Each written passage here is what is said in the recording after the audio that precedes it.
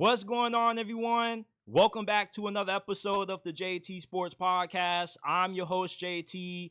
I got three bold predictions for week 7 of the college football season. We're going to start off with Florida versus Tennessee. I love Tennessee to dominate Florida in this game. This is a bounce back opportunity for the Vols, coming off 2 down performances where you lost last week on the road to Arkansas. The game before that, you kind of were in a little bit of a dogfight against Oklahoma somewhat. And this is a great opportunity for Nico Imaviava and that Tennessee offense to get back on track against a Florida defense that's one of the worst in the SEC. They're 85th in points per game allowed. They're giving up 442.5 yards per game, which is 104th worst in the FBS. They also can't get off the field in third down situations, and they're getting destroyed on the ground, surrendering 205 rushing yards per game, 110th in FBS. And the last time Florida played against a quality team, which was Texas A&M at home, they entered the fourth quarter down 33-14 in that matchup. Yeah, they're riding high on a 2-game win streak, beating Mississippi State and UCF, but those are probably 2 of the worst teams that Florida's going to play this year. UCF isn't good. Mississippi State, they're the worst team in the SEC. You know you suck when Vanderbilt's having a better season than you. And when Florida has to go up against elite teams, Billy Napier and his staff, oftentimes they get massively outcoached. And I know that Florida has had Tennessee's number in the past, but this is the best team that Tennessee has had in terms of them having a capable offense that when they're at their best, they can hang 40 on you, and they got a great defense. This is one of the best defenses in all of college football. Tennessee is only allowing 11 points per game, which is the 5th best in all of college football this year. They're 3rd in yards per play. They have one of the best third down defenses in college football, and they're 2nd against the run. Florida doesn't have that good of an offense. This is a conservative offense. They can't really push the football downfield vertically with Graham Mertz. DJ Lagway gives them more explosiveness when he's in that quarterback, but he's really raw. His decision-making isn't that great. His accuracy can be a little off as well. When Florida's rushing attack can't get going, this offense has a hard time sustaining drives. And I expect this Tennessee Vols defense, with how much talent and depth they get on that defensive line, to take advantage of a really inconsistent Florida offensive line. And with Sunbelt Billy calling the plays, you mean to tell me that you can see Florida keeping up with Tennessee's offense in this game? Because you know that Florida is at least going to give up 28 points to Tennessee in this game, guaranteed, with how bad they've been against the run. The strength of Tennessee's offense this year has been their run game. As good as what Nico has been for the majority of this year, Tennessee is a really physical team, and that gets often overlooked when people talk about the Vols with how great their passing attack normally is. But their run game is just as good as what their passing game is. They can beat you a multitude of different ways. And if you watched any Florida game this year, they've had at least 3 or 4 blown coverage assignments that have led to explosive plays in the passing game. So that's why I feel really confident that Tennessee just steamrolls Florida in this game. Because, listen, if I'm going to lose money betting against anybody, I'd rather lose money betting against Billy Napier. Billy Napier is going to have to show me that he can have this Florida team ready to play against one of the better teams in the SEC this year, because that Tennessee team that you beat last year, you beat them in the swamp. It's different when you got to go on the road and play in Rocky Top, and this is the best team that Tennessee has had, because normally their defense doesn't play at the level that they've had up to this point. And you can say that Tennessee, and these last 2 games that they've played in against Oklahoma and Arkansas, they've carried them in those games. The offense didn't show up against Arkansas, but the defense helped keep them in that game. And Florida, they're not balanced enough for this to be a competitive matchup. And this is one of my best bets of the week. I love Tennessee minus 15.5 because I really don't like Florida's coaching staff. Does Florida have a talented team? Yes, they do. But the problem with Florida has never been talent. It's been that they have incompetent coaching. And the last time we saw Florida play against a quality opponent as good as what Tennessee is, they got crushed by Texas A&M. And it wasn't a close game. And when you're giving up 200 rushing yards per game, it just doesn't vote well for you when you're going up against an offense as good as what Tennessee has shown the ability to be. Arkansas, their defense showed up that night last week. I was really surprised how well Arkansas played defensively. Florida, I'm not expecting that same performance, man. They don't got any dominant edge rushers. They're severely lacking talent in the secondary, and that's why this game should be a one-sided affair, and I'm expecting Tennessee to probably have this game over by halftime. This is a great bounce-back spot for the Vols. Now, Alabama's coming off the worst loss probably in the history of their program, losing to Vanderbilt. You host South Carolina as a 21-point favorite, and this is a great get-right game for Alabama because too many people are trying to define this year's Alabama team off one bad loss. You can't say that Alabama is an overrated team when they weren't the only team that fell victim to the upset bug last week. It's just that they lost to a team that you normally wouldn't expect to pull off that big of an upset. But Alabama isn't the only great team this year that's going to have a shocking loss, people. College football this year is going to be absolutely bananas, and this season is really reminiscent to 2007 when nearly all the top-ranked teams were getting upset week after week. So you can't define Alabama just because they lost to Vanderbilt and say that they no longer are a great team and any team they play has a fair shot to beat them. South Carolina has no chance in hell at being able to hang around with Alabama in this game. The biggest reason why is because, first of all, their offense is a one-trick pony. If they can't run the football, they can't score points. They're 45th in rushing yards per game allowed, Alabama's defense is. And South Carolina, when they are forced to have to throw the football, they really struggle. They are 118th in college football in pass attempts per game. They pass the football 38% of the time. They're 105th in passing yards per game. They got a bad offensive line. Lenore Sellers has 2 touchdowns and 3 interceptions. He's completing 57.6% of his passes, which is not good. He has one of the lowest quarterback ratings in all of college football.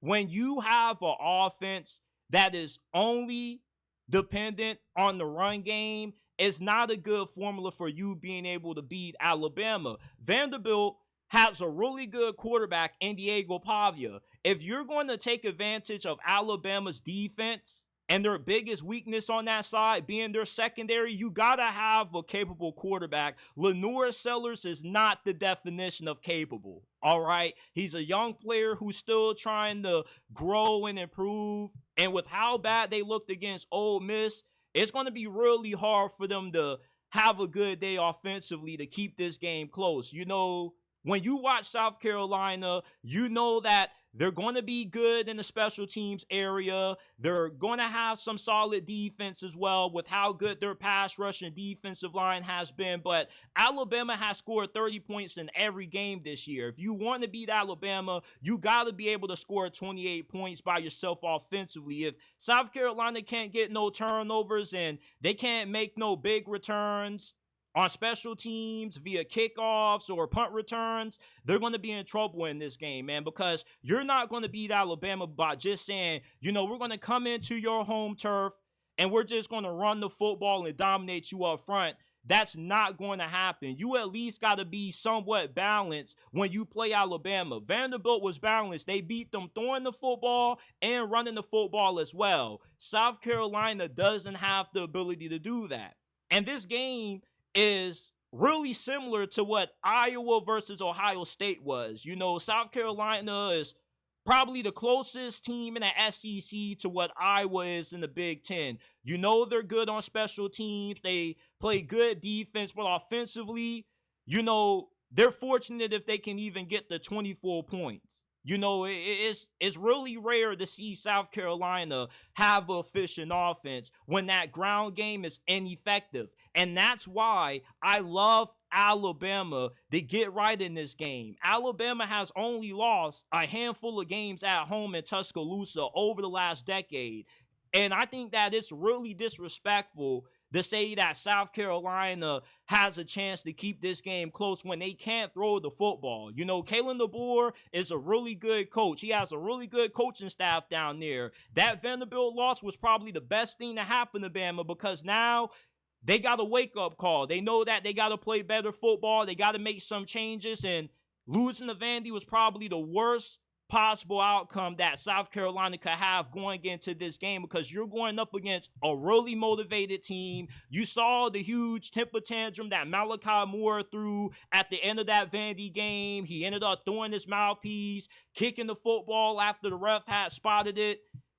That's a team that was really pissed off last week, man. They're going to come out here with the point to prove, and they're going to look to make a statement, especially Kalen DeBoer. Could you imagine being Kalen DeBoer, replacing the legend that is Nick Saban? You're coming off the biggest win of the year, that emotional high that you got beating Georgia at home, and then you follow that up with probably the worst loss in program history.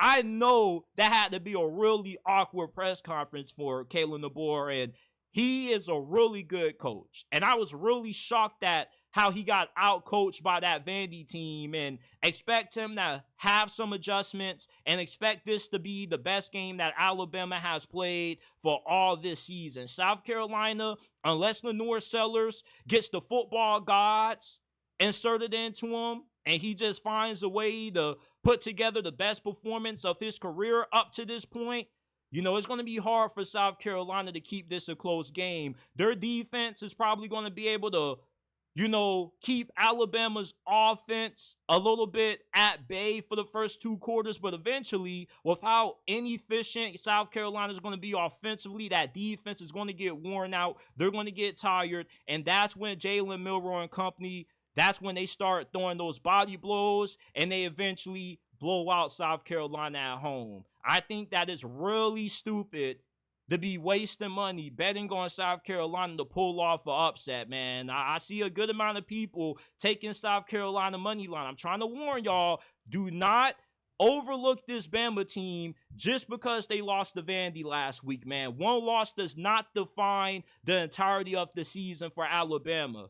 Hey, man, have you hit that like button yet? Have you subscribed to the channel? Because if not, what are you doing? Only takes less than a second to do so, man. I love football. You love football. This is the best place to be if you are a diehard fan of football, man. We're talking NFL, college football, 24/7, 365 days a year. If you are a diehard football fan, this is the right place for you. Smash that like button, subscribe to the channel, hit that bell icon so you don't miss when we drop new content, and go live. Colorado against Kansas State this week has the opportunity to officially shut up all of the haters, because it's one thing to beat UCF and Baylor, which it turns out neither one of those two schools are good, but to beat Kansas State, a team that most people picked as the favorite to win this conference, other than Utah coming into this year, will be a statement win for Coach Prime and the Bucs, because it would show that